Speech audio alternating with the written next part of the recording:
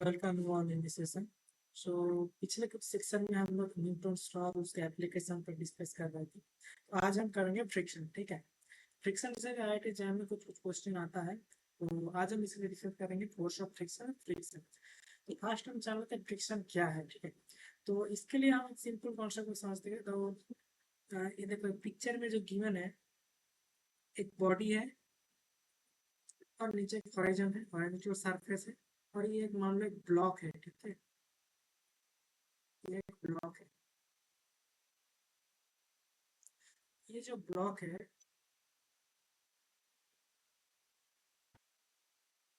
क्या कर रहे हैं, इसको मोशन कर रहा है, एक बार इस डायरेक्शन में एक बार इस डायरेक्शन में। तो अगर ये जो हॉरिजॉन सरफेस है ये अगर स्मूथ नहीं है, रफ है, तो उस केस में क्या होता है, इसका जो मोशन है, इसका मोशन का जो अगर हम मानेंगे इसका स्पीड, अगर स्मूथ सरफेस है तो उस टाइम जितना स्पीड में ये भाग रहा था, अगर रफ सरफेस कर देंगे तो उसका स्पीड घट जाएगा। तो इसका मतलब क्या है, उसका जो मोशन है उसके अपोजिट डायरेक्शन उसका कुछ फोर्स अप्लाई कर रहा है। ठीक है, तो यही है एक्चुअली फ्रिक्शनल फोर्स। तो फ्रिक्शनल फोर्स क्या है, अगर हम डेफिनेशन में देखेंगे तो क्या लिखा है, whenever a body moves or tends to move, that's mean what, अगर एक ब्लॉक मूव कर रहे हैं और मूव करने की कोशिश कर रहे, फिक्स्ड में था, जस्ट मूव करने की कोशिश कर रहा है। ठीक है, तो उस टाइम पे देखो, over a surface of another body, ठीक, ये जो नीचे जो होराइजन है ये और एक बॉडी है, तो दोनों ब्लॉक को क्या रहना चाहिए, कांटेक्ट में रहना चाहिए। फर्स्ट ये चीज रहना ही चाहिए फ्रिक्शन के लिए। ठीक है, तो इसमें बोल रहा है द ब्लॉक मूव्स और tends to move over a surface of an another body, the force come into the play which acts parallel to the surface of contact। मतलब ये जो फोर्स है ये किस तरह अप्लाई होता है, ब्लॉक का जो मोशन उसका ऑपोजिट डायरेक्शन, ब्लॉक का मोशन किस तरह पे, अगर हम फर्स्ट केस की बात करेंगे तो ये देखो डायरेक्शन ऑफ मोशन इस तरह पे, तो पैरेलल है, तो इस तरह एक फोर्स अप्लाई होगा। ठीक है, कहाँ होगा, इन दोनों जो ब्लॉक है इनका कॉन्टैक्ट में, तो इस तरह एक फोर्स अप्लाई होगा, यही है फ्रिक्शनल फोर्स। ठीक है, समझे फ्रिक्शनल फोर्स क्या है। और इधर क्या बोले, अपोज द रिलेटिव मोशन, मतलब अगर हम मान रहे हैं ये जो होराइजन है वो फिक्स्ड है, तो ब्लॉक का मोशन है, तो होराइजन के रिस्पेक्ट में जो ब्लॉक का मोशन है इसको क्या कर रहा है, अपोज कर रहा है, मतलब उसको कुछ रेस्ट्रिक्ट कर रहा है कि तो उधर मत। ठीक है, तो ये जो मोशन है इसको जो अपोज करता है यही है एक्चुअली फ्रिक्शनल फोर्स। ठीक है, समझ आए। तो ठीक है, अभी नेक्स्ट देखते हैं, इसका प्रॉपर्टीज देख लेते हैं। फर्स्ट प्रॉपर्टी क्या है, फर्स्ट प्रॉपर्टी देखो, the force of friction always acts tangential to the surface in contact. ठीक है, हम पिछले जो फिगर दिए थे तो इसमें देखो टेंजेंशियल है, टेंजेंशियल मतलब कि जो सरफेस है इसके अलोंग है। ठीक है, तो इसके अलोंग ये जो फोर्स है हमेशा ये इसके डायरेक्शन में अप्लाई होगा। ठीक है, ठीक है, इसके बाद क्या बोला है, बोला the direction opposite to the direction of the motion of the body, ये भी याद रहे। देखो किस तरह पे ये जो फ्रिक्शनल फोर्स है ये है फ्रिक्शनल फोर्स इधर एफ। ठीक है, तो ये जो है मोशन के अपोजिट डायरेक्शन में है, तो ये सेकंड है। थर्ड क्या है, if the body is at rest, no pulling force is acting on it, then the frictional force is zero.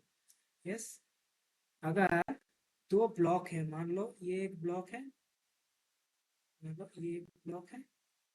ठीक है, ये हॉरिजॉन मान रहा है, हॉरिजॉन फिक्स्ड रेस्ट ब्लॉक है, तो उसके ऊपर एक ब्लॉक रखा है, अगर ये मूव नहीं कर रहा तो इसके लिए इस तरफ तो कोई फोर्स नहीं अप्लाई होगा, ये अगर मूव नहीं कर रहा। ठीक है, तो इसका मास मान रहे हैं हम एम, इसका वेट से नीचे की डायरेक्शन में होगा, ये हम पहले चैप्टर से ही पता चल रहा है, एम जी है नीचे की डायरेक्शन में।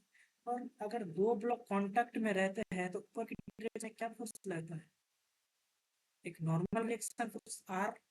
ठीक है, तो इस डायरेक्शन में अगर हम फ्रिक्शन की टाइप का बात करेंगे तो उस केस में हम थोड़ा डिस्कस करेंगे ये फिगर लेके। ठीक है, तो अभी के लिए समझ लो, तो उस टाइम में क्या होगा, फोर्स अप्लाई नहीं होगा। ठीक है, आप देखते हैं friction between two bodies depends upon, मतलब जो फ्रिक्शन है वो दो बॉडी का किस किस चीज के ऊपर डिपेंड करता है। देखो इधर लिखा है first nature of the medium of contact between two bodies. ठीक है, मतलब क्या, इसका मतलब है ये जो दो बॉडी कांटेक्ट में है, ठीक है, तो उनके मतलब ये एक बॉडी है, इसके ऊपर एक ब्लॉक है और एक बॉडी हमारा है, ऐसे ऐसे एक ब्लॉक मतलब एक ये हॉराइजन है, ये हॉराइजन है, ठीक है, ये हॉराइजन है, तो एक ब्लॉक, ठीक है। तो देखो ये क्या है, स्मूथ है और ये क्या है, रफ है। तो ये देखो ये नेचर जो है वो roughness, the medium increases then friction is also increase.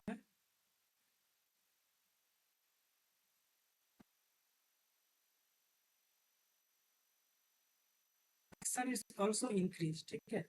ये देखो ये रफनेस इंक्रीज होगा, ये स्मूथ था तो फ्रिक्शन इंक्रीज होगा। और एक किस पे डिपेंड करता है, देखो नॉर्मल रिएक्शन, ठीक है। As the normal reaction increases, मान लो ये जो नॉर्मल रिएक्शन है ऊपर की तरफ है, ये पिछले फिगर में भी हम दिखाए थे, ऊपर क्या है नॉर्मल रिएक्शन, नीचे है वो एक नॉर्मल रिएक्शन को अगर हम बढ़ाते हैं तो क्या होगा, interlocking between the two surface in contact increases. इसका मतलब क्या है, अगर नॉर्मल रिएक्शन ज्यादा है तो उसका वेट जिसका ज्यादा होगा उसका भी नॉर्मल रिएक्शन ज्यादा होगा। तो इसका मतलब क्या है, जो इंटरलॉक है दोनों के लिए, ये जो सरफेस में ये क्या हो जाएगा, बढ़ जाएगा। तो इसके लिए क्या होगा, फ्रिक्शन जो है वो भी बढ़ जाएगा। ठीक है, समझ है।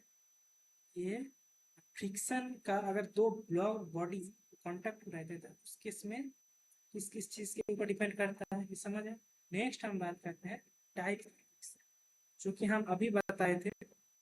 देखो इस फिगर में हम क्या कर रहे थे, ये एक नीचे हॉरिजॉन्टल सरफेस है, ठीक है, इसके ऊपर एक ब्लॉक दिया था एम मास का, ठीक है, मैं कॉपी कर लेती हूँ।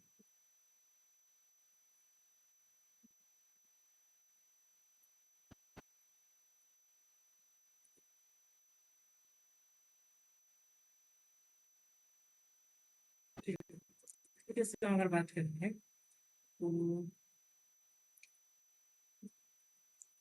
क्या होता है, static friction क्या है, if the friction or force which comes into the existence when the object tends to move, इसका मतलब क्या है, मान लो एक ऑब्जेक्ट है मास का, ये इस हॉरिजॉन के ऊपर रेस्ट पे है, ठीक, तो ये जस्ट मूव करने की कोशिश करे तो रेस्ट पे था, मतलब उस टाइम इसके ऊपर कुछ फोर्स, नीचे की डायरेक्शन में वेट था और ऊपर की डायरेक्शन नॉर्मल डायरेक्शन फोर्स था, ठीक है।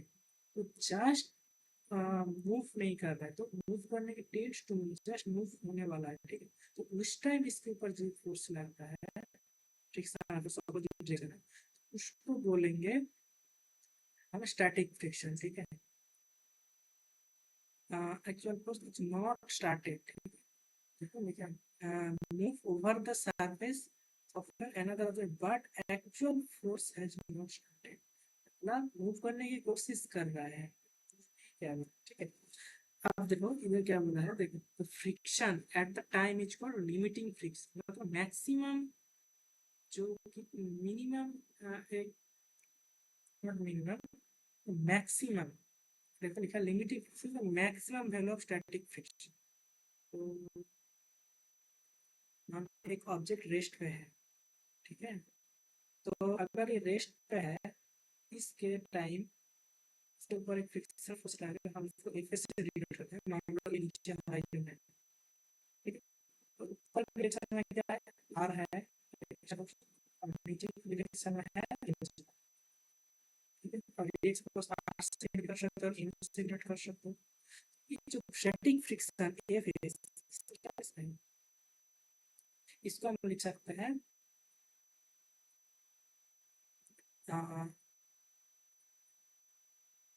एक मिनट ये बाद में देखा था, नेक्स्ट स्लाइड से यही डिस्कस करेंगे। तो ठीक है, इतना समझ है अभी। जो स्टैटिक फ्रिक्शन है वो क्या है, अभी देखो kinetic friction, kinetic friction the friction force that comes into existence when the object is actually moving over the surface, means ये क्या था, ये रेस्ट पे था, रेस्ट, ये रेस्ट में था, ठीक। अभी क्या कर रहे, एक ऑब्जेक्ट है, ये होराइजन है, ठीक है, और ये जो ऑब्जेक्ट है ये मूव कर रहा है इस तरह वेलोसिटी से, ठीक, तो उस टाइम में ये नीचे की डायरेक्शन में फोर्स अप्लाई होगा, ये है काइनेटिक फ्रिक्शन। ठीक है, तो इस एक और इम्पोर्टेंट चीज समझ लेते, तो फोर्स ऑफ फ्रिक्शन है, अगर ये ब्लॉक है, ठीक है, तो जो ब्लॉक था एम मास का, इसका वेट नीचे की डायरेक्शन में है एम जी, ठीक है, ऊपर है नॉर्मल रिएक्शन फोर्स एन, और इस तरफ ये मूव कर रहा है, एफ हम मान रहा है एफ फोर्स अप्लाई किया है, और इस डायरेक्शन में वो एफ अप्लाई फ्रिक्शन फोर्स। ठीक है, तो इधर क्या होगा, तो फ्रिक्शनल फोर्स है F proportional to the normal force exerted on the surface. Okay, that's mean this is proportional to N. So for static friction, static के लिए क्या करेंगे, F is proportional to N। ठीक है, तो यहाँ से हम लिखेंगे F is equals to mu is into M। तो ये mu जो है ये क्या है, ये एक्चुअली है coefficient of friction.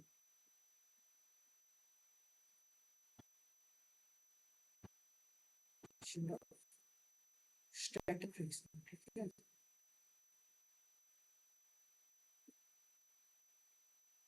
Coefficient static friction. Similarly अगर हम काइनेटिक की बात करेंगे, काइनेटिक फ्रिक्शन एफ के है, kinetic friction proportional to F, so this implies F K equals to mu K times A. तो ये क्या हो जाएगा, ये हो जाएगा कोएफिशिएंट ऑफ काइनेटिक फ्रिक्शन। ठीक है, तो यहाँ से हम अगर अब देखो ये जो ऑब्जेक्ट है एन इक्वल्स टू क्या हम लिख सकते हैं ऑब्जेक्ट के लिए, तो N equals to N G लिख सकते हैं। तो हमारा अगर नॉर्मल कोई फोर्स की बात करेंगे, नॉर्मल फ्रिक्शनल फोर्स एफ को हम क्या लिख सकते हैं, म्यू टाइम्स एम लिख सकते हैं फ्रिक्शनल फोर्स। इन जनरल कोई भी फ्रिक्शनल फोर्स के लिए अगर जनरल की हम बात करें, जनरल केस के लिए ये होता है, ये देखो स्पेसिफिक के लिए static friction and kinetic friction. ठीक है, तो समझ है। तो नेक्स्ट हम देखते हैं कि अगर हॉराइजन है, हॉराइजन के ऊपर देखो 4 ब्लॉक लेने ए बी सी डी, ये एक हैवी ब्लॉक है, साइज से पता चलता है, मान लो हैवी है, ये हैवी है, तो क्या लिखा है इधर देखो, if more than 2 block are placed on over the other on horizon to ground, ठीक है, then the normal reaction between two blocks will be equal to the weight of the blocks। ठीक है, over the common surface, ये बहुत important है, weight of the block over the common surface। Normal reaction force जो होगा, normal reaction मान लो हम अगर हम बात करेंगे कि इधर नॉर्मल रिएक्शन फोर्स क्या है, माना n1, इधर नॉर्मल रिएक्शन फोर्स n2, तो n1 n2 का वैल्यू क्या होगा, हम जस्ट लिख सकते n1 इक्वल्स टू देखो weight of the block over the common surface, that's mean ma times g। n2 को क्या लिख सकते हैं, ma plus mb times g, इसका मतलब तो ये है ना। तो सिमिलरली अगर इधर नीचे में इस केस में n3 अप्लाई हो रहा है, तो n3 को हम क्या लिख सकते हैं, इसका मतलब n3 equals to ma plus mb plus mc into g। ठीक है, सिमिलर अगर नीचे हॉराइजन के ऊपर अगर n4 लग रहा है, n4 के लिए हम क्या करेंगे, n4 equals to ma plus mb plus mc plus mb into net force नीचे की डायरेक्शन में, ठीक है, इंटू जी, तो ये हो जाएगा रिएक्शन, नॉर्मल रिएक्शन। ठीक है, नेक्स्ट नेक्स्ट देखो angle of friction. Actually angle of friction होता क्या है पहले समझ लेते हैं। Angle of friction is the resultant force of limiting friction and the normal reaction with the direction of normal reaction is known as angle of friction। तो इसका मतलब क्या है, देखो एक चीज इधर देखो, स्टैटिक फ्रिक्शन का लिमिटिंग फ्रिक्शन क्या है। Limiting friction is the maximum value of static friction. तो अगर हम इसके बात करेंगे, एक मिनट है, तो ये जो स्टैटिक फ्रिक्शन था मैक्सिमम वैल्यू, तो इधर हम क्या लिख सकते हैं स्टैटिक फ्रिक्शन के लिए। तो यहाँ इसको अगर हम लिखेंगे एफ एल जो है मैक्सिमम वैल्यू, ठीक है, तो मैक्सिमम वैल्यू को हम एफ एल से डिनोट करते हैं। तो हम इधर मान रहे हैं एक हॉराइजन है,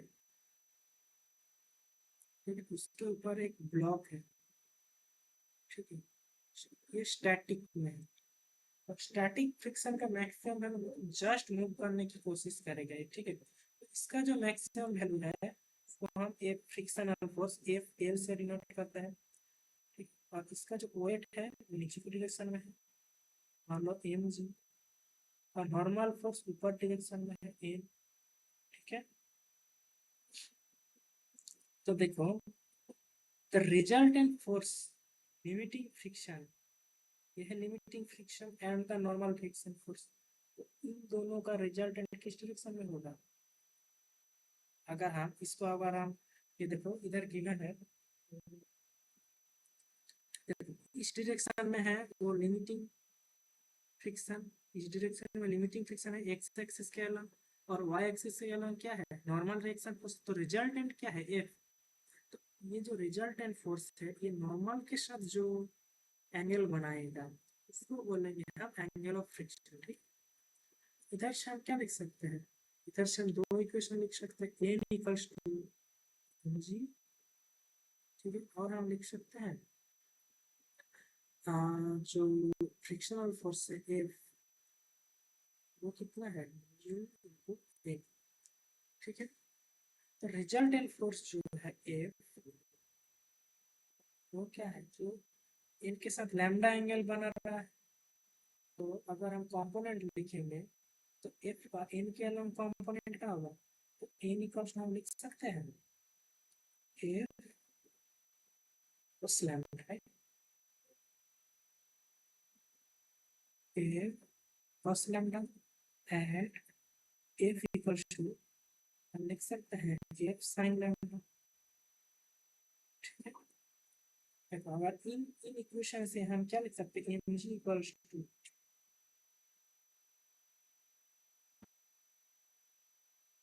F cos lambda and mu mg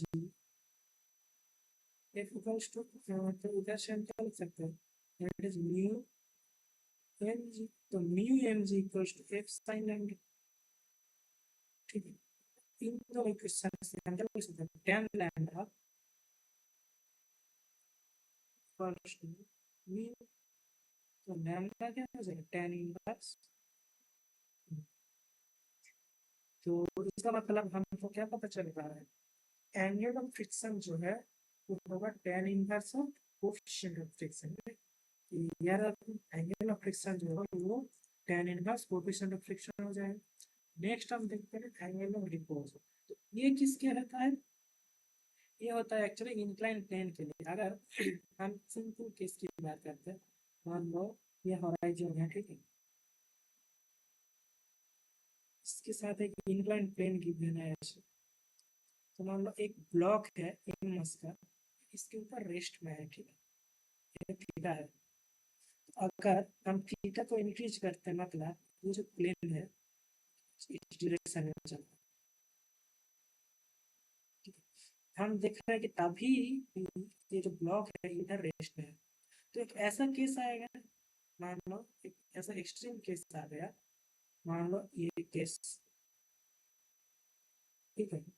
तो इधर क्या होगा, ये जो ब्लॉक है एम, ये मूव करेंगे, मतलब इधर ना रह के इधर था, तो ये क्या करेगा, जस्ट मूव करने की कोशिश करेगा, जस्ट मोशन में आ जाएगा।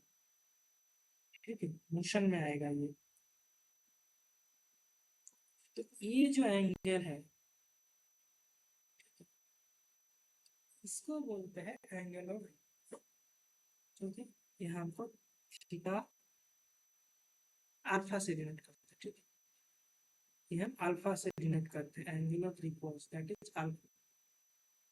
ठीक है, तो क्या लिखा है इधर देखो, minimum angle of inclination of the plane with the horizon at which the body placed on the plane just begin to slide down। ठीक है, इसका मतलब क्या है, ये जो ब्लॉक है इन मास का, ये जस्ट नीचे गिरने की कोशिश, उसको बोलते हैं, जो मिनिमम एंगल है उसको बोलेंगे एंगल ऑफ रिपोज। तो आप इसका एक्सप्रेशन डिराइव करते हैं, तो अब पास में जो फिगर गिवन है इसमें क्या दिख रहा है, जो इंक्लाइन प्लेन है वो थीटा एंगल कर रहा है उसका। अगर आप मास से एम मास का एक ब्लॉक है इधर, ठीक है, इसका जो वेट है नीचे की डायरेक्शन में है, तो इधर होगा एम जी कॉस थीटा, इधर होगा एम जी साइन थीटा। जो फ्रिक्शन है इस तरफ लग रहा है, क्यों, क्योंकि ये जो ब्लॉक का मोशन इस तरफ होगा, है ना।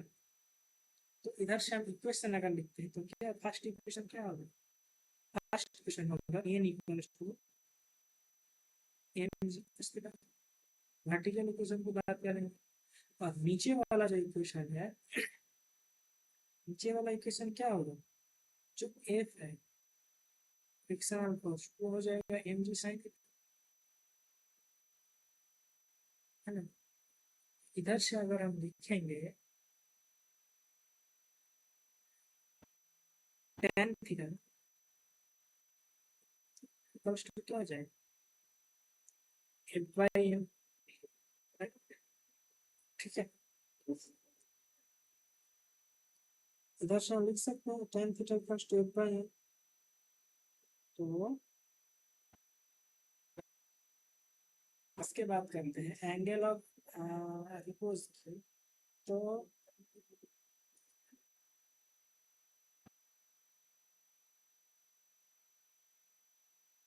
जो है वो अल्फा के बराबर है, मतलब एंगल ऑफ रिपोज के बराबर है।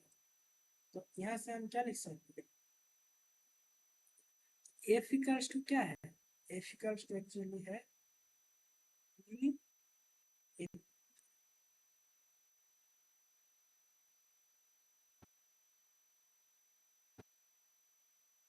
एक मिनट, सही तो लिखा ना, एम जी ए, ठीक है, इतना तक तो सही है। नहीं, तो गलत, एफ जो होगा ये गलत है,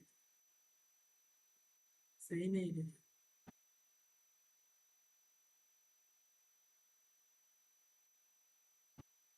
एन क्या है, नॉर्मल रिएक्शन फोर्स है, जो फ्रिक्शनल फोर्स होगा वो होगा mu N, mu N G नहीं होगा।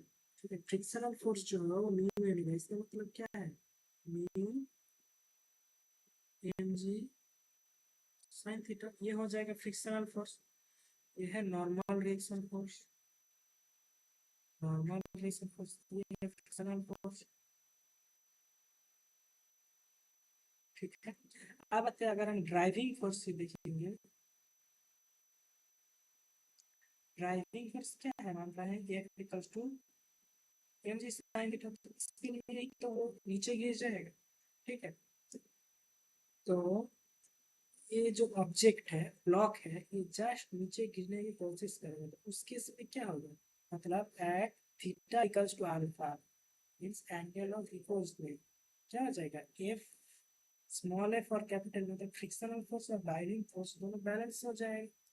ठीक है, तो इसके लिए अगर हम लिखते हैं तो at theta equals to alpha, तो उसके लिए एफ जो होगा वो फ्रिक्शनल फोर्स के बराबर हो जाएगा।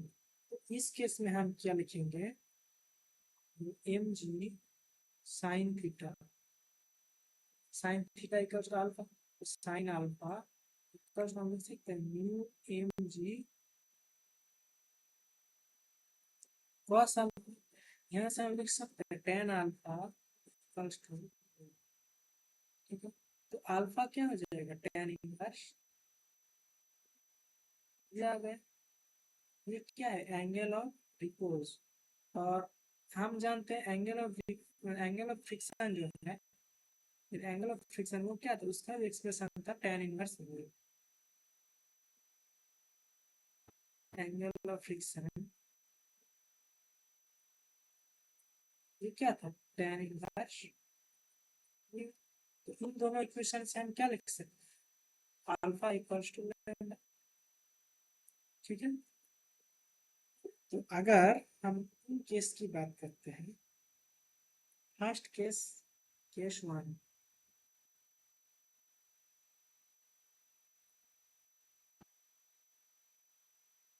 जो है जो theta angle less than alpha, इस केस में क्या होगा, इस केस में जो ड्राइविंग फोर्स है वो फ्रिक्शनल फोर्स से कम है ना, तो थीटा कम है तो फ्रिक्शनल फोर्स से कम होगा। तो इस केस में ब्लॉक क्या रहेगा, स्टेशनरी मतलब फिक्स्ड रहेगा।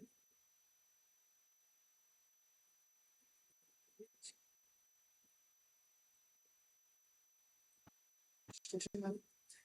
Case to,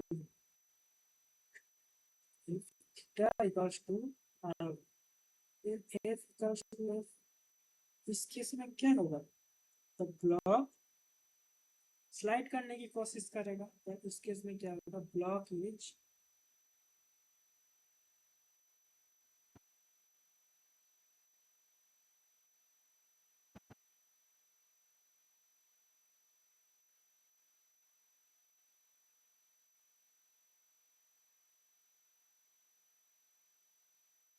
of sliding. ठीक है,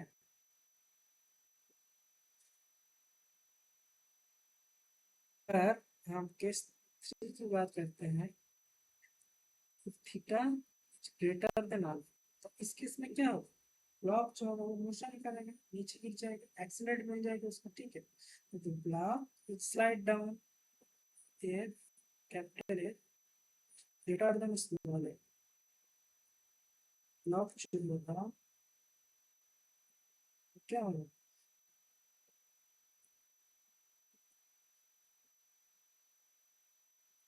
slides down with acceleration।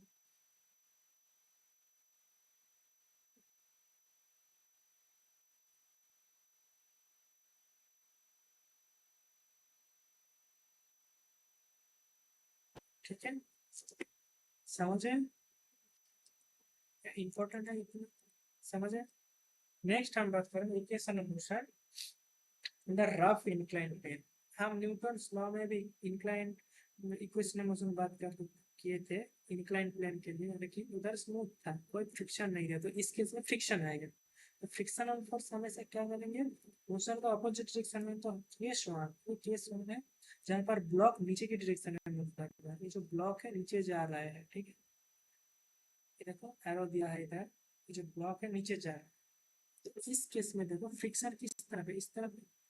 यार हम इक्वेशन लिखते हैं, तो फर्स्ट इक्वेशन क्या होगा, r equals to mg cos theta. ठीक है, ये इक्वेशन वन है। सेकंड केस की बात करते हैं, देखो मोशन किस तरह हो रहा है, mg sin थीटा के अलग मतलब नीचे की डायरेक्शन में, तो सेकंड इक्वेशन होगा mg sin थीटा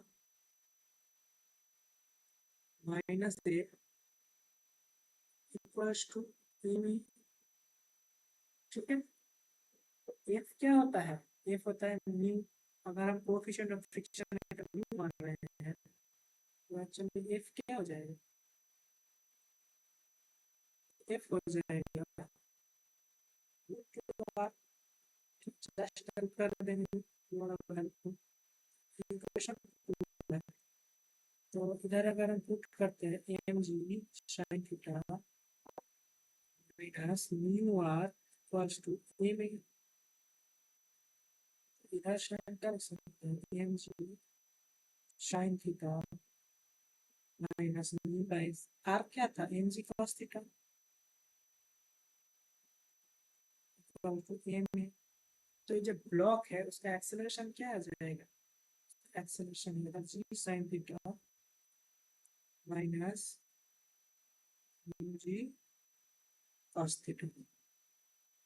ये उस ब्लॉक का एक्सेलरेशन हो जाएगा, ठीक है। अगर नेक्स्ट केस की बात करेंगे, अगर ये ब्लॉक नीचे के डायरेक्शन में, ये क्या था, ब्लॉक नीचे की डायरेक्शन में जा रहा था, अभी ब्लॉक क्या कर रहे हैं, ऊपर जा रहे हैं, ठीक है। तो इस केस में अगर हम लिखें तो फर्स्ट इक्वेशन क्या हो जाएगा, वह आएगा R equals to M G cos theta, equation number 1 हो जाएगा। सेकेंड इक्वेशन की अगर हम बात करेंगे तो क्या हो जाएगा, फ्रिक्शन किस तरफ है, फ्रिक्शन नीचे की डायरेक्शन में है ना, फ्रिक्शनल फोर्स जो है वो नीचे की डायरेक्शन में है, ठीक है। तो नेट इधर से हम लिख सकते हैं M G sine theta plus F equals to M, ठीक है। ये इक्वेशन 2 हो जाएगा, क्यों, क्योंकि देखो ये जो ब्लॉक है ऊपर जा रहा है और फ्रिक्शनल फोर्स इसका अपोजिट डायरेक्शन में, ठीक है। तो इस केस में अगर हम लिखते हैं तो एफ इक्वल्स टू क्या आ जाएगा, सिमिलरली न्यू हुआ तो डायरेक्ट हम लिख देते हैं M G sine theta plus mu R plus two M, इधर से अगर हम लिखते हैं M G sine theta plus G cos theta, ठीक है, इक्वल्स टू एम है।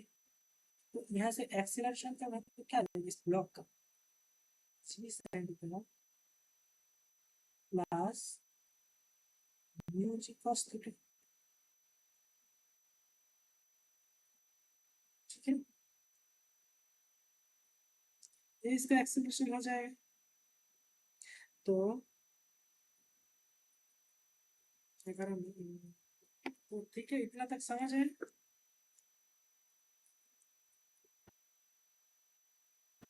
ठीक है, बस इतना ही है, इतना ही कर लो तो फ्रिक्शन का अच्छा सब प्रॉब्लम आप लोग अटेंड कर पाओगे। तो नेक्स्ट हम कुछ प्रॉब्लम डिस्कस कर रहे हैं।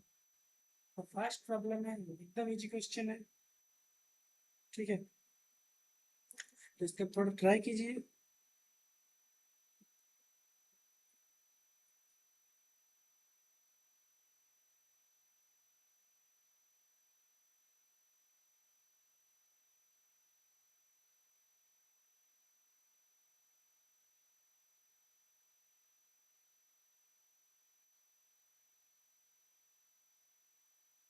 क्या लिया है फर्स्ट क्वेश्चन में, ए ब्लॉक मास कितना है 1 kg है, ठीक है। तो ब्लॉक का मास है 1 kg placed over a rough surface, ठीक है। horizontal force A applied on the block as shown in the figure, मतलब इस तरह के फोर्स अप्लाई कर रहे हैं हम लोग, ठीक है। What are the values of the friction F, F किस तरफ काम करें, नीचे की डायरेक्शन में, इधर एफ होगा, ठीक है, ये एफ होगा। The force is gradually increased, initially क्या था, रेस्ट पे था, तो रेस्ट पे रहेगा तो उस केस में क्या आ जाएगा, एक स्टैटिक फ्रिक्शन आएगा, स्टैटिक फ्रिक्शन। स्टैटिक फ्रिक्शन की बात करेंगे तो एफ एस क्या आ जाएगा, S into N S M G, ठीक है, ये आ जाएगा।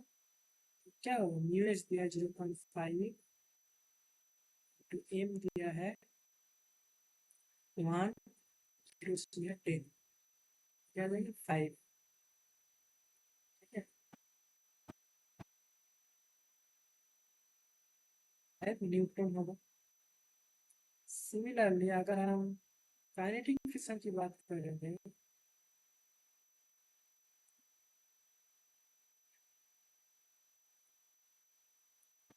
के होगा तो क्या हो जाएगा, म्यू के टू एम।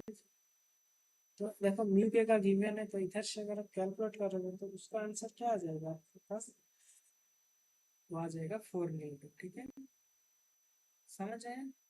तो नेक्स्ट क्वेश्चन करते हैं। नेक्स्ट क्वेश्चन देखो, ये क्वेश्चन ये भी जी क्वेश्चन देखो, तो ब्लॉक ए एंड बी, ए का कितना है 5 kg, बी का 10 kg, ठीक है।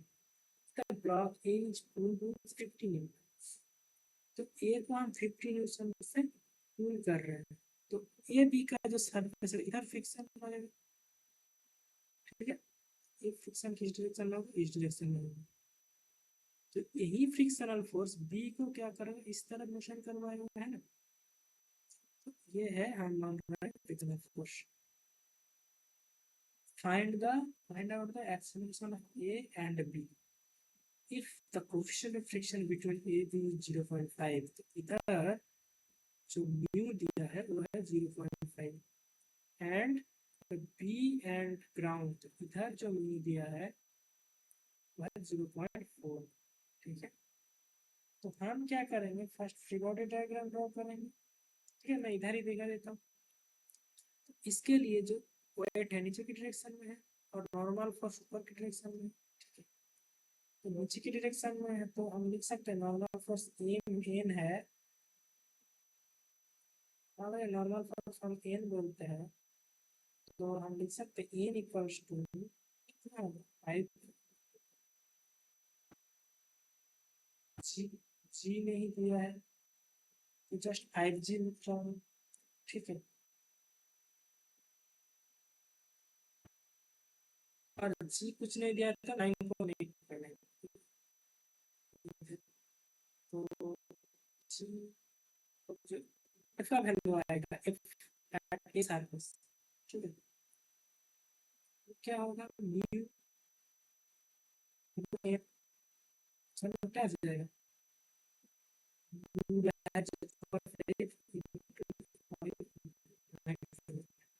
ठीक है।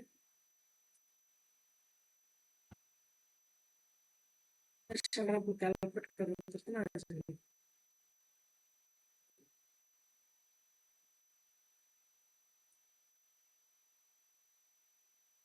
चलो कैलकुलेट करो तो 24.5 मिलेगा, क्या होगा एफ ऑफ।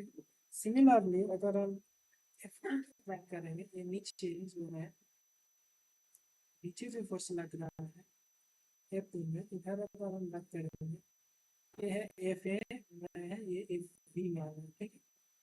तो एफ बी होगा, एफ बी क्या हो जाएगा, एफ बी जो होगा सिमिलर हो जाएगा मीन, ये मीन ए है, ये हो जाएगा mean times N times net time क्या है 10 प्लस 5 इंटू जी, ठीक है। इधर से आप लोग कैलकुलेट करोगे तो क्या आ जाएगा 0.4 इंटू 15 उसे कैलकुलेट कर लेना, तो कैलकुलेट करके जो आएगा 58.8 न्यूटन, ठीक है। तो ये है फ्रिक्शनल फोर्स। अब देखो एक्सीलरेशन जो ए का होगा वो कितना होगा, हमको क्या निकालने का होगा, तो एक्सीलरेशन ए एंड बी। देखो बी का जो फ्रिक्शनल फोर्स है वो इतना है, मतलब बी को एक्सीलरेट करने के लिए इससे ज्यादा फोर्स देना पड़ेगा, ठीक है।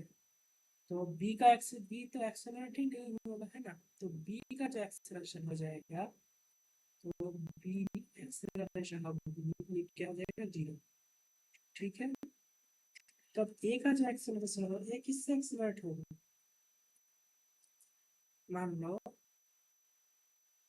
ये जो सिस्टम है ये एफ 50 न्यूटन फोर्स अप्लाई कर रहे हैं ए के ऊपर, तो ये इस तरह मोशन होता है कि मान लो ए एक्सेलरेशन से मोशन कर रहा है, तो आप अगर इधर हम न्यूटन लॉ अप्लाई करते हैं तो क्या चलेगा ए माइनस एफ ए में होगा, ठीक है।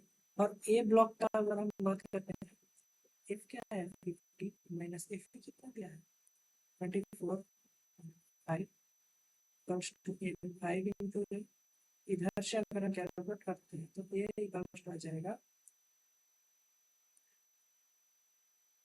5.9, ठीक है। समझिए ए और बी का एक्सप्रेशन क्वेश्चन का नेक्स्ट क्वेश्चन क्या हम बात करते हैं, तो उस केस में क्या किया था, जो फोर्स था वो ए ब्लॉक के ऊपर अप्लाई करना था। इस केस में हम क्या कर रहे हैं, 12 Newton force required to be applied on a of mass 4 kg। तो ए का फोर्स मास कितना दिया है 4 kg, इसका जो मास है 4 kg है और ये 5 kg का है, ठीक है। The maximum horizontal force F to be applied, ठीक है, ऑन बी। तो बी के ऊपर कितना हॉरिजॉन्टल फोर्स लगाना है, so that A and B moves with together. जो टोटल सिस्टम है एक साथ मूव करेगा, ठीक है। हमको पहले क्या निकाल के पड़ेगा, ये फ्रिक्शन निकाल के पड़ेगा, कितना लग रहा है ये निकालने पड़ेगा पहले। तो ठीक है, पहले हम क्या कर रहे हैं, एफ बी जो है वो हम ए और बी जो कनेक्शन कनेक्टिंग सरफेस है इस पे अप्लाई कर रहा है, ठीक है। तो अगर हम इस केस की बात करेंगे तो इस तरह क्या होगा, एफ है एफ है, हमारा एफ बी, तो एफ क्या हो जाएगा, एफ ए होगा, क्या हो जाएगा, अगर अंदर coefficient of friction mu mu है, mu A into M of A into G हो जाएगा, क्योंकि नॉर्मल रिएक्शन फोर्स ए के लिए ऊपर की डायरेक्शन में है, ठीक है। तो इसका पहले तो ये में तो जो इंटरेक्शन का कैलकुलेट करते हैं, ये कितना लग रहा है देखो, क्वेश्चन में गिवन है 12 Newton force required applied on A और फोर्टी टू स्लिप, तो मतलब इसका है 12 न्यूटन ए ए 4 सी का 10, तो जो म्यू है वो क्या आ रहा है 0.3, ठीक है। इसका वैल्यू आ जाएगा 0.3, ये हमको कोएफिशिएंट ऑफ फ्रिक्शन मिलेगा, ठीक है। कहाँ पर, ए और बी ब्लॉक, ठीक। तो अगर बी ब्लॉक में हम लोग एफ फोर्स अप्लाई किए, ठीक, उसका ही बात कर रहा है, तो उसका वैल्यू कितना होगा, एक जो होगा net A B moves together, F B जो होगा तो M A plus M B दोनों का सम, ये एक्सेलरेशन, तो ये जो एक्सेलरेशन है इसको हमको निकालना पड़ेगा, ये क्या होगा, ठीक है। इसके लिए हम बात करेंगे, देखो एक्सेलरेशन क्या होगा, देखो अगर हम नीचे की बात करते हैं, नीचे जो बी ब्लॉक में एफ बी क्या है, नीचे की डायरेक्शन में है, ठीक है। तो इस डायरेक्शन में है, इसमें अगर हम बात करते हैं नीचे इस डायरेक्शन में, इधर net mass M A plus M B into A, तो जो एक्सेलरेशन है ये बराबर कितना आ जाएगा म्यू, ठीक है।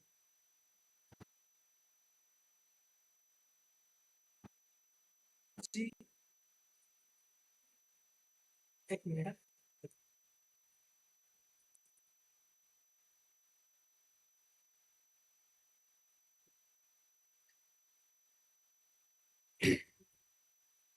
एक्सेलरेशन, हाँ देखो ए ब्लॉक में हम फोर्स अप्लाई कर रहे हैं, तो बी ब्लॉक में जो फ्रिक्शनल फोर्स लगेगा उसके लिए क्या होगा, एम ए इंटू जी, ठीक है, ये इंटू म्यू, तो क्या लिख सकते हैं, ए इंटू ए, ये किसके लिए हो जाएगा, ये ए ब्लॉक के लिए हो जाएगा, एक मिनट, ए ब्लॉक एक मिनट, देखो इधर हम किया था एफ जो है वो ए ब्लॉक के ऊपर अप्लाई हो रहा जो है, एफ पी क्या है, एफ पी फोर्स यहाँ बी के ऊपर फोर्स अप्लाई कर रहे हैं एफ पी, तो मूव एक साथ वो मूव करेगा तो इसका मतलब क्या है, नेट मास इनटू एक्सेलरेशन। तो यहाँ पे ये जो सिस्टम का एक्सेलरेशन निकालना पड़ेगा। सिस्टम का एक्सेलरेशन क्या होगा, सिस्टम का एक्सेलरेशन हम देख सकते हैं इधर से, तो ये जो होगा म्यू जी के बराबर होगा। म्यू हम लोग कैलकुलेट कर लेंगे 0.2, क्योंकि एक साथ मूव कर रहा है ना, तो ए का ही एक्सेलरेशन ए बी का एक्सेलरेशन होगा, तो ए का एक्सेलरेशन क्या होगा, क्यों, क्योंकि अगर हम वो इक्वेशन लिखते हैं F A equals to A into M A into A, तो एफ ए क्या है, mu A into M A into C, M A into A, M A में कैंसिल हो जाएगा, तो इधर से देखो म्यू इंटू जी आ जाएगा, इधर जस्ट पुट करना है, तो एफ पी जो होगा हो जाएगा M A plus M B plus into mu into G हो जाएगा। ठीक है, इधर से अगर आप सब वैल्यू पुट करते हो तो फाइनल जो रिजल्ट आएगा वो हो जाएगा 4 + 5 इंटू 0.3 इंटू 10 27। ठीक है, समझ रहे। नेक्स्ट प्रॉब्लम की बात करते हैं। ये प्रॉब्लम है, इधर देखा कि एग्जाम में ये ब्लॉक ऑफ मास 10 kg की ने horizontal floor of coefficient of static friction minus the coefficient of kinetic friction है। ठीक है, तो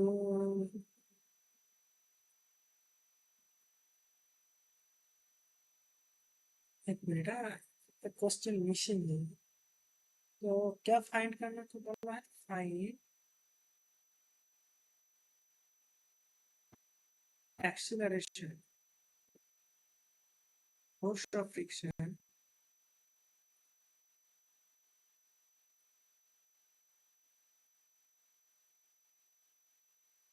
and contact force, contact force and resultant force।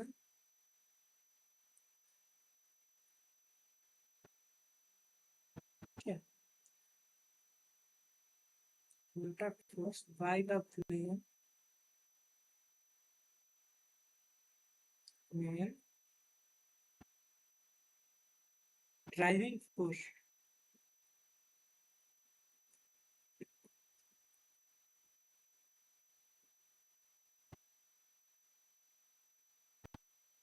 and by Newton 16 Newton. ठीक है, तो इसके लिए अगर हम कैलकुलेट करते हैं तो पहले हमको क्या निकालना पड़ेगा, फ्रिक्शनल फोर्स कितना लगेगा वो निकालना है। तो स्टैटिक फ्रिक्शनल फोर्स कितना लगेगा, 0.5 इंटू 10 इंटू जी को हम क्या मान लेंगे, 10 मान लेंगे। ठीक है, 10 इंटू 10 तो क्या हो जाएगा 50। ठीक है, काइनेटिक फ्रिक्शन एफ क्यू ये कितना लिख रहा है, ये लग रहा है 0.45 इंटू 10 इंटू 10 45 न्यूटन। ठीक, तो देखो ये स्टैटिक फ्रिक्शन है। ठीक है, तो फर्स्ट केस की अगर हम बात करेंगे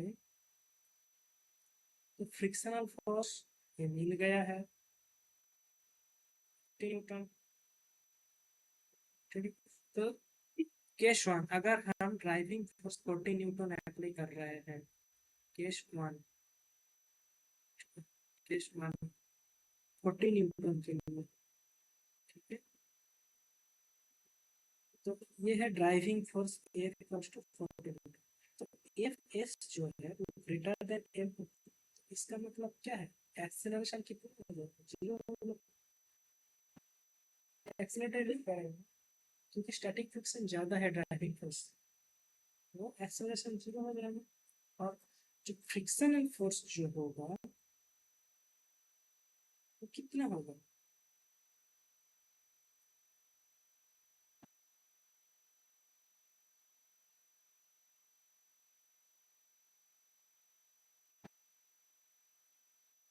फ्रिक्शनल फोर्स जो होगा वो कैलकुलेट कर लिया मैंने 50 न्यूटन। Frictional force. अब देखो कॉन्टैक्ट फोर्स। कॉन्टैक्ट फोर्स मतलब है रिजल्टेंट फोर्स एफ। ठीक है, तो रिजल्टेंट फोर्स क्या होगा? देखो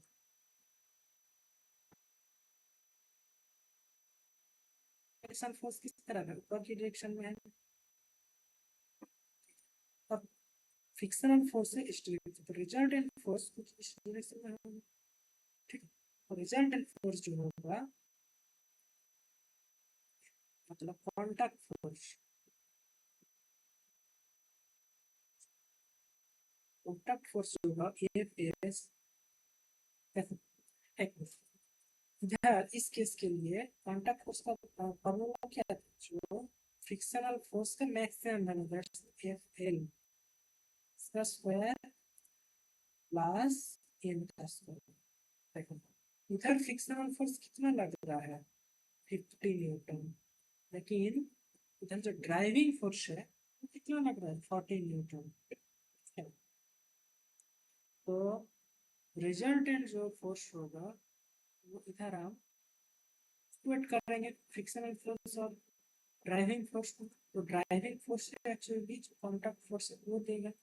ठीक, ड्राइविंग फोर्स तो इक्वल देगा 40 न्यूटन पर square plus n equals to कितना है? जो नॉर्मल फोर्स है तो 100 है, 100 पर स्क्वायर 100 क्यों? नॉर्मल फोर्स कितना है? n है, फिर f है, mg है, n इक्वल्स टू mg है, दैट्स 100 है ना। 100 न्यूटन। इधर से अगर हम कैलकुलेट करते हैं तो जो वैल्यू निकल के आएगा कितना है?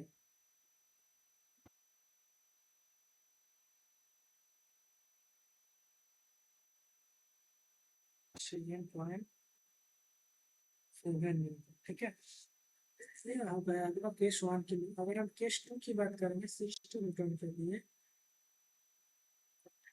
तो 60 न्यूटन के लिए क्या हो जाएगा? फर्स्ट केस एफ एस ये आ रहा है हमारा 45 न्यूटन। ठीक है, ड्राइविंग फोर्स कितना है? 60 न्यूटन। ये है हमारा ड्राइविंग फोर्स। तो A F is greater than capital driving force जो है A F is greater than F S. तो इसका मतलब ये एक्सीलरेट करेगा। ठीक है, तो एक्सीलरेशन क्या होगा?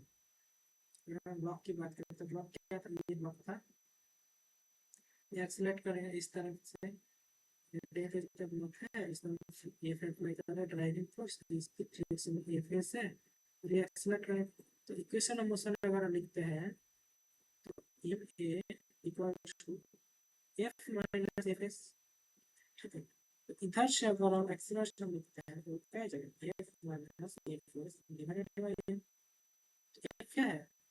60 minus 45 divided by 10, it is 1.5 metre पर सेकंड। इस एक्सेलरेशन से मूव करेगा। ठीक है, एक्सेलरेशन मिल गया। हमको कांटेक्ट फोर्स निकालना था, तो कांटेक्ट फोर्स निकालने क्या हो जाएगा? Root under F square plus N square. Sir F क्या होगा? एफ जो है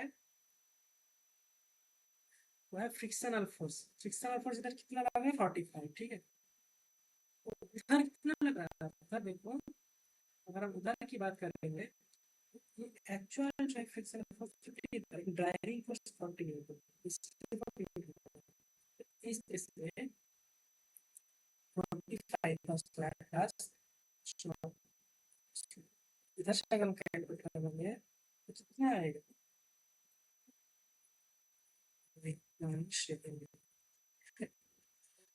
समझ आए इतने? ठीक है, तो चलते हैं नेक्स्ट प्रॉब्लम में। नेक्स्ट प्रॉब्लम में देखो, ये भी एक अच्छा प्रॉब्लम है। क्या दिया है क्वेश्चन में? If the coefficient of friction between an insect and a bowel is mean, मान रहे हैं हम जो ए पॉइंट गिवन है इधर, इधर कोई किसी एक पॉइंट पर इंसेक्ट है। ठीक है, तो इसका कोएफिशिएंट ऑफ फ्रिक्शन कितना दिया है? Mean. The radius of the bowl is R, find the maximum height insect can crawl up in the bowl, ठीक है। तो इंसेक्ट इधर जा रहा है, तो मैक्सिमम केस की हम लोग बात करेंगे, तो मैक्सिमम केस के लिए तो फ्रिक्शन होगा, वो किस डायरेक्शन में होगा, ऊपर की डायरेक्शन में है।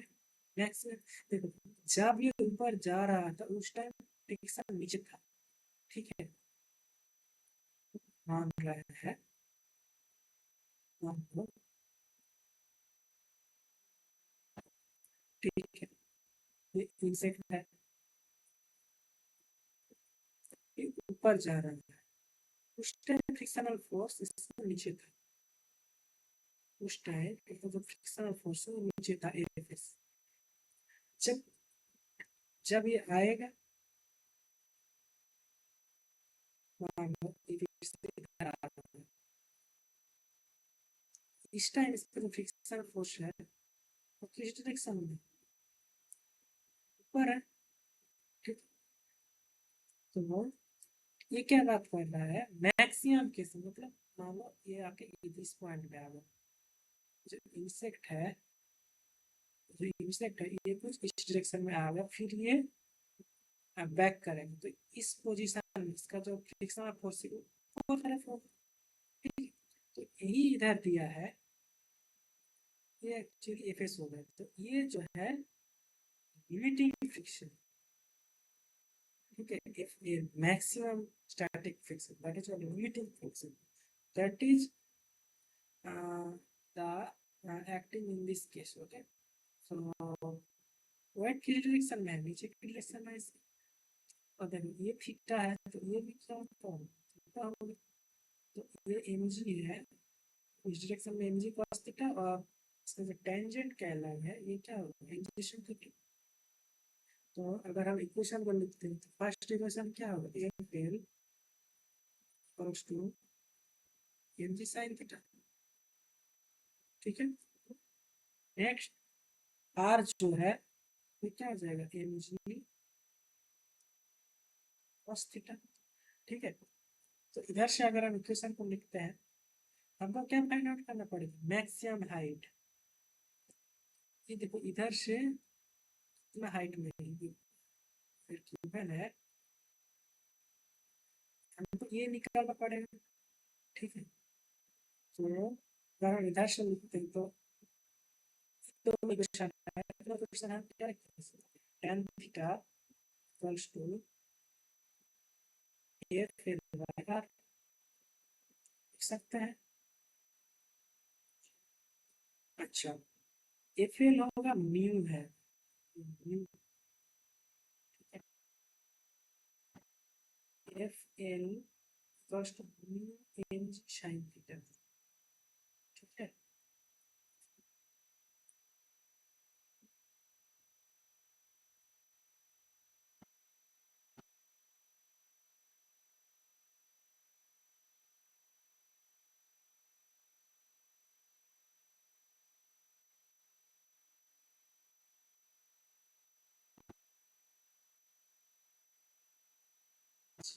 साइन थीटा, तो हम बैलेंस कर रहे हैं, just F L equals to M G sine theta and R equals to M G cos theta, ठीक है। इधर से हम लिख सकते हैं tan theta equals to F L by R, तो F L by R actually क्या होता है, म्यू होता है, tan theta equals to mu, वो म्यू नहीं हो इधर म्यू, तो क्या हम जानते हैं एफ एल इक्वल्स टू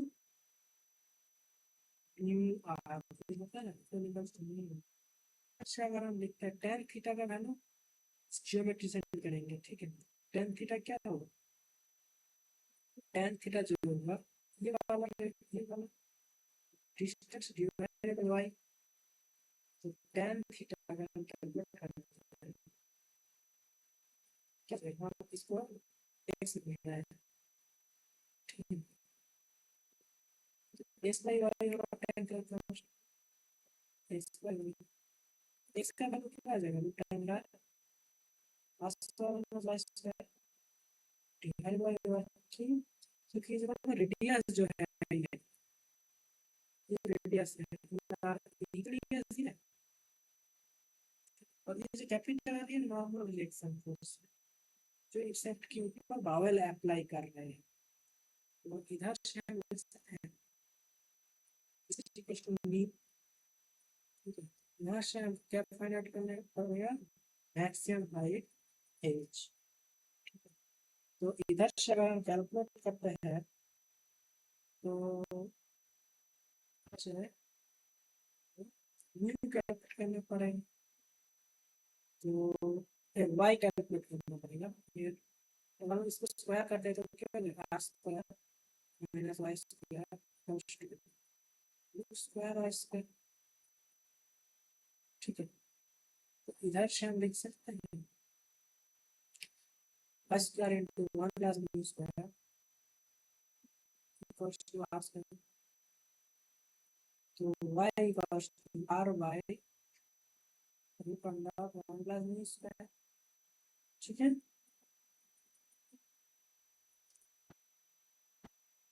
इसके बाद करते हैं तो क्या निकलना है, हाइट निकलना है। तो मैं क्या लिख सकते हैं, y plus I equals to height क्या होगा, R minus R minus Y होगा, आर माइनस वाई। ठीक है, तो यहाँ से हम लिख सकते हैं R minus R by root under 1 plus B square.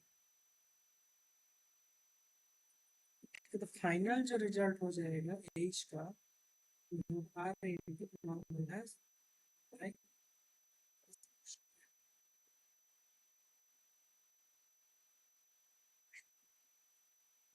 हो जाएगा आपका हाइट का एक्सप्रेशन। ठीक है, तो नेक्स्ट हम बात करते हैं इंक्लाइंड प्लेन की। ठीक है, ये इजी क्वेश्चन है। इंक्लाइंड प्लेन क्या बोला है क्वेश्चन में, क्वेश्चन में दिया है a block of mass 5 kg placed on an inclined plane at an angle 30 degree with horizon. If the block just begin to slide, then what is the force of friction or static friction between the block and the surface?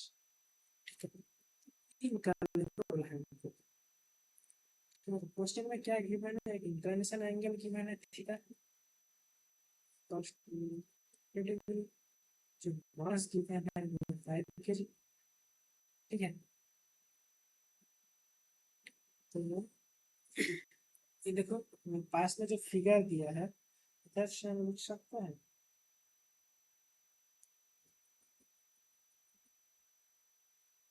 जो F है coefficient of static friction, तो इस equation से अगर हम लिखेंगे या फिर हम डायरेक्ट पुट कर सकते हैं जो coefficient of friction new just tan theta.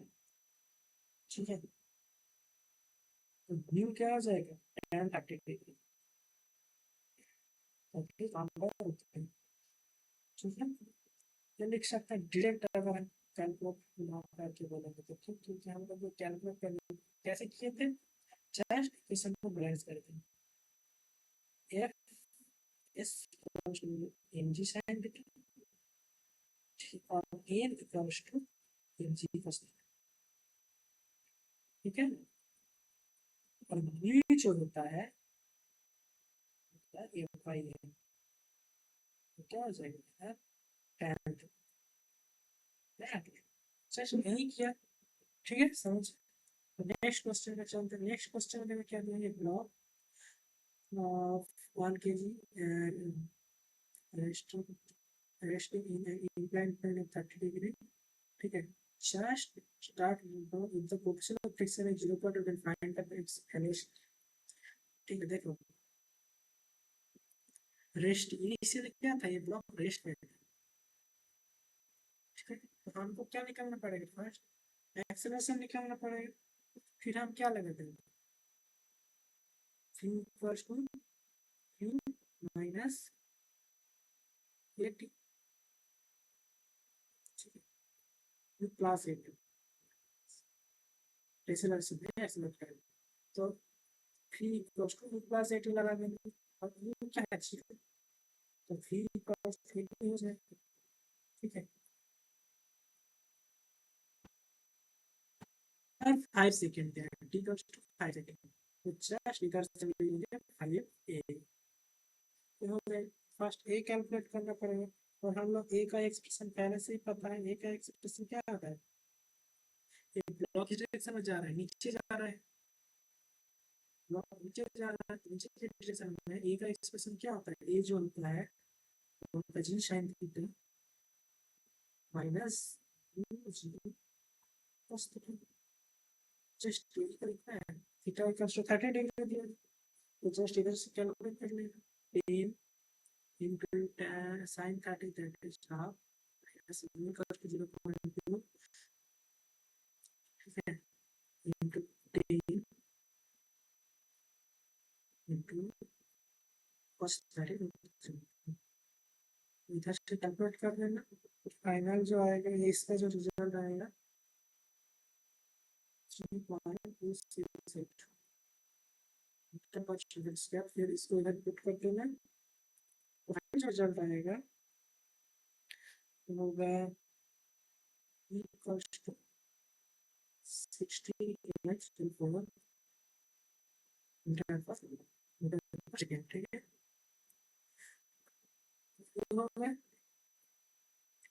Next क्या बना है, ये रॉड है ए बी जो रेस्ट में है, ठीक है।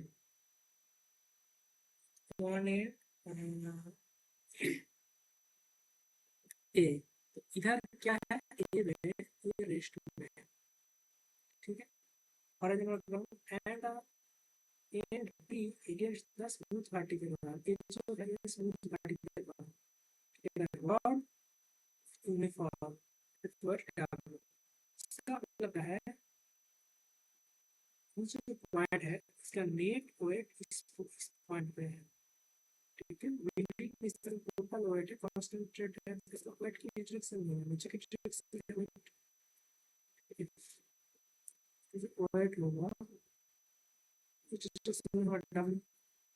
ठीक है। अब देखो ये जो वॉल है, ये इसके ऊपर एक नॉर्मल फोर्स लगा रहा है, ये मान रहा है इन बी, नीचे हॉरिजॉन्टल इसके ऊपर एक नॉर्मल फोर्स लगा रहा है इन नहीं, ठीक है।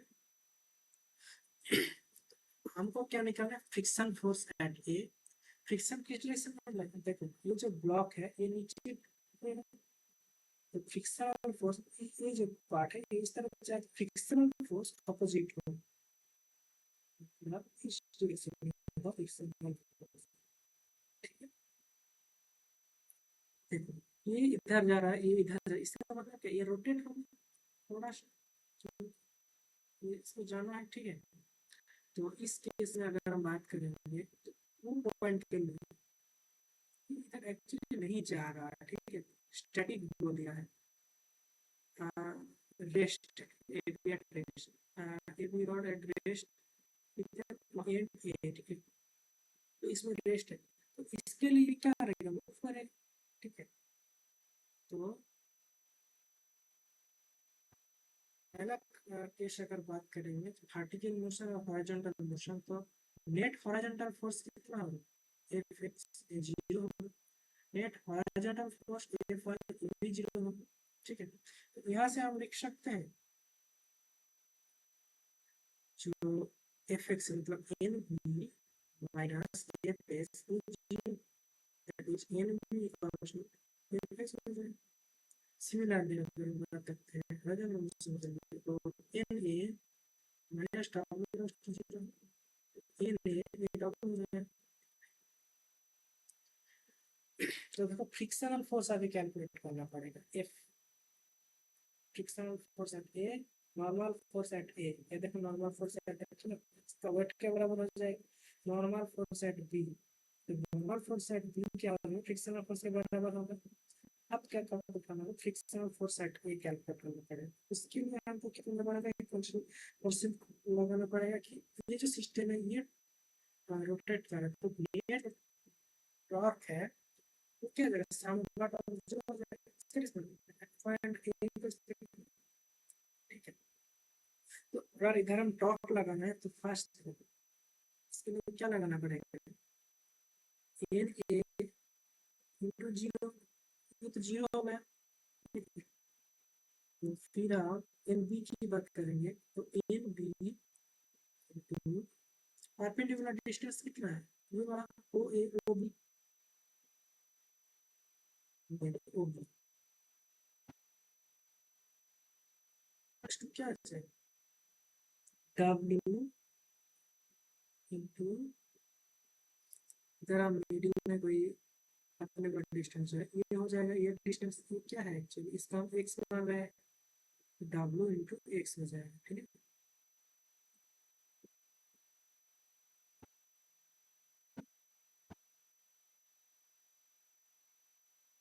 अच्छा अगर हम देखते हैं तो N B into O B कितना है, अगर हम इस टोटल रॉड का लेंथ एल बता देते हैं, two L length, total rod का लेंथ कितना है, टू एल, ये कितना होगा, एन होगा, ये भी एम होगा, एन बी इंटू लिख सकते हैं two L sine thirty, two L sine thirty equals to W into X का वैल्यू क्या आ जाएगा, एन प्लस थर्टी, इधर से अगर हम कैलकुलेट करें तो एन एन कट जाएगा, two into sine thirty that is half plus W into cos thirty तो एन भी क्या हो जाएगा, three by two into W at B, ये क्वेश्चन सी है, ये देखो नॉर्मल फोर्स एट ए और फिक्शनल फोर्स ए में क्या लग रहा है, फिक्शनल फोर्स एफ एस जो है वो एन बी के बराबर है, तो एफ एस जो होगा क्या हो जाएगा, एन बी के बराबर है, that is three by two into W, ठीक है, समझ गए। अगर समझा तो नेक्स्ट क्वेश्चन देखो, नेक्स्ट क्वेश्चन क्या बोल रहा है, एक 4 मीटर लॉन्ग लैडर है, तो जो लैडर है इसका लेंथ दे दिया है अभी, ठीक है, तो इसका रेस्ट विथ इट्स अपर मतलब क्या, ये देखो इसके एलोंग ये रेस्ट है, ठीक है, एट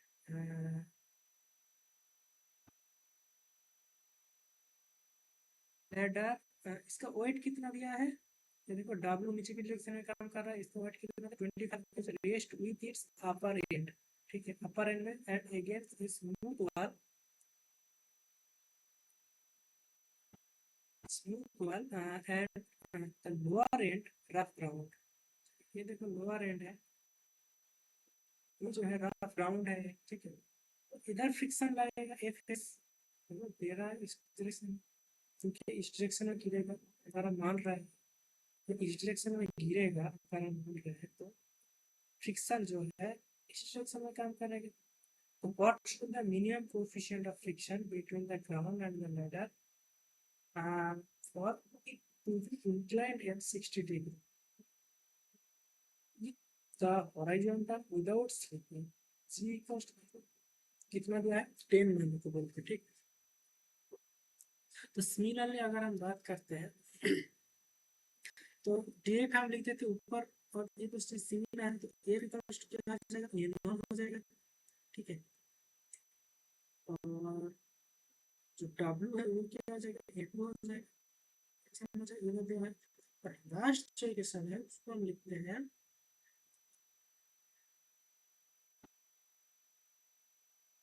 इसके लिए हम फिक्स्ड में लेंगे,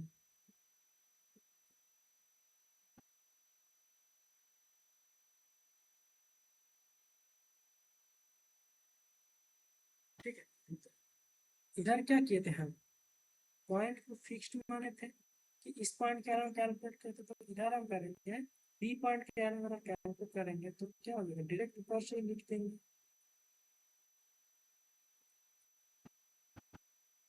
अच्छा अगर हम लिखते हैं तो क्या हो जाएगा n2 इंटू जीरो, ये तो ऐसे ही गया, तो चेक लेंगे n1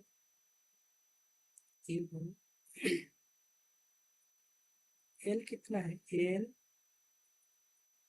sin 60 degree equals to W into L by 2 into 60 degree.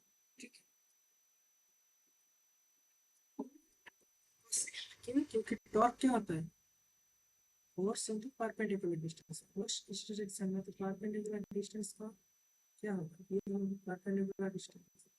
Similar force इस डायरेक्शन में, तो परपेंडिकुलर डिस्टेंस क्या होगा, ये होगा परपेंडिकुलर डिस्टेंस, है ना। तो इधर से हम क्या लिख सकते हैं, एल कितना गिवन है, 4, एल इक्वल्स टू 4 मीटर, तो एल एल कट जाएगा ऑलरेडी, तो एन जो होगा एन वन क्या आ जाएगा, W sin 60 3 by 2 cos 60, that is half, W by 2 root 3, ठीक है।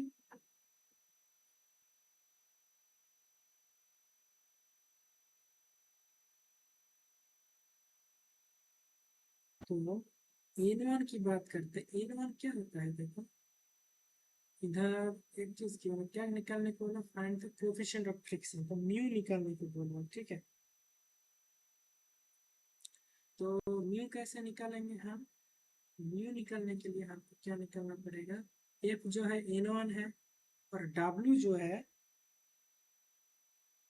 एफ, और हमको n2 निकालना पड़ेगा, ये जो n2 है W, तो हम डायरेक्ट म्यू का लिख देंगे एफ बाई n2, फाइनल लिख देंगे। तो हमको इधर से क्या निकालना पड़ेगा, W देखो गिवन है कितना 25 kg, ठीक है। एक मिनट हम सब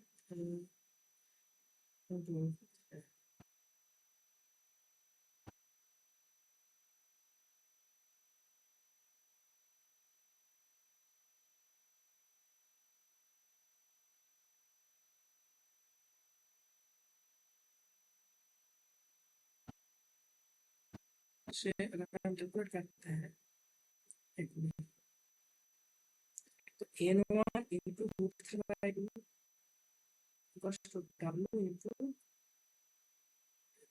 1 by 4, ठीक है, ये हो जाएगा। तो W जो वैल्यू होगा, W का वैल्यू क्या होगा,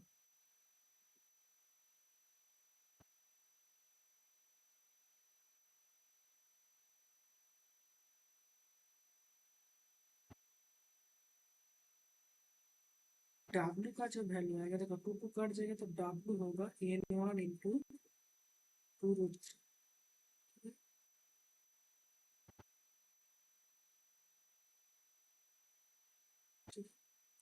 यहाँ से अगर हम लोग n1 कैलकुलेट करेंगे, n1 मिल जाएगा इधर से, तो n1 का वैल्यू क्या होगा, n1 होगा W अपॉन 2 root 3, W का तो दिया है 25 into G, that is 10 divided by 2। इधर से अगर कैलकुलेट करते हो तो n1 का जो वैल्यू आएगा वो आएगा 70.17, ठीक है, न्यूटन। ये आ गया n1, n1 आ गया, इसका मतलब क्या है,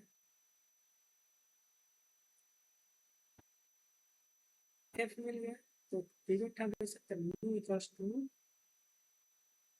यही तो है f, ठीक है, 2.17, तो इनपुट करते 72.17 divided by n2, n2 equals to w क्या है 25 into g, that's 25 into 10, so 250, ठीक है।